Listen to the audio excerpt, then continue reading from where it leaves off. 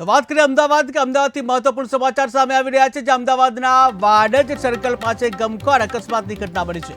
અમદાવાદના વાડજ સર્કલ પાસે ગમખ્વાર અકસ્માતની ઘટના બની છે, જેમાં એક કાર ચાલકે 3 ટુ વ્હીલર અને એક રિક્ષાને અડફેટે લીધી અને ત્યારે અકસ્માતમાં 6 લોકો ઇજાગ્રસ્ત થતા સારવાર માટે હોસ્પિટલ ખસેડવામાં આવ્યા, જેમાંથી એક વ્યક્તિનું સારવાર દરમિયાન મોત નીપજ્યું છે, જ્યારે અન્ય એક ગંભીર રીતે ઇજાગ્રસ્ત હોવાનું જાણવા મળી રહ્યું છે.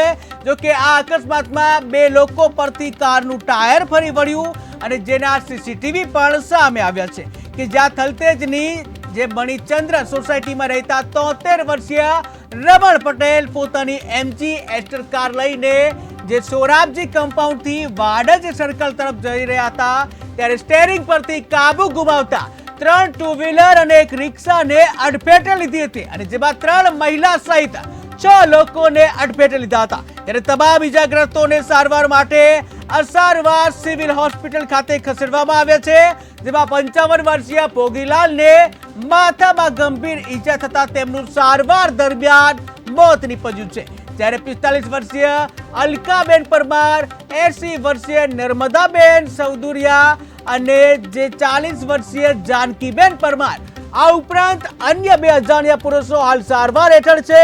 જોકે બનાવ સ્થળે ટ્રાફિક એસીપી સહિતની ટીમ જે છે પહોંચી ગઈ હતી અને કાર ચાલક રમણ પટેલની અટકાયત કરવામાં આવી. ત્યારે અમદાવાદમાં જે રફતારનો આતંક યથાવત જોવા મળી રહ્યો છે કે જ્યાં કાર ચાલકે 3 ટુ વ્હીલરને અને રિક્ષાને ટક્કર મારી હતી. ત્યારે અમદાવાદના વાડજ સર્કલ પાસેની આ ઘટના કે જે અકસ્માતમાં એકનું મોત થયું છે, 6 લોકો ઇજાગ્રસ્ત છે. તમામ ઇજાગ્રસ્તોને સારવાર માટે અસારવાર સિવિલ હોસ્પિટલ ખસેડવામાં આવ્યા છે, જે અકસ્માતમાં 2 લોકો પર કારનું ટાયર ફરી વળ્યું. જો કે ઘટનાનું સીસીટીવી પણ સામે આવે છે. ટીવી સ્ક્રીનના દ્રશ્યો તમે જોઈ રહ્યા છો કે જ્યાં એક કાર પૂરપાટ ઝડપે આવી રહી છે, એક મહિલા જે છે એ ત્યાંથી ચાલતા જઈ રહી છે. આ સાથે જ જે 3 ટુ વ્હીલરો જે છે 3 ટુ વ્હીલર ઉપર પણ કાર જે ફરી વળી, ત્યાં સાથે જ એક રિક્ષા છે, એક રિક્ષાને પણ ટક્કર મારવામાં આવી છે.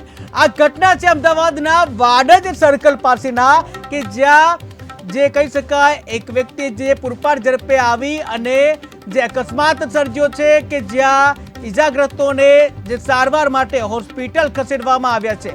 ત્યારે કહી શકાય કે આ કાર ચાલક રમણલાલ પટેલ કે જે કાર ચલાવી રહ્યા હતા, જે સ્ટેરિંગ પરનો કાબુ ગુમાવતા અકસ્માતની ઘટના બની હતી કે જ્યાં કહી શકાય કે 3 ટુ વ્હીલર, એક મહિલા જે ચાલતી હતી એ અને સાથે જ એક રિક્ષા ચાલકને અડફેટે લીધો છે કે જ્યાં રફતારનો જે આતંક યથાવત જોવા મળી રહ્યો છે અમદાવાદમાં.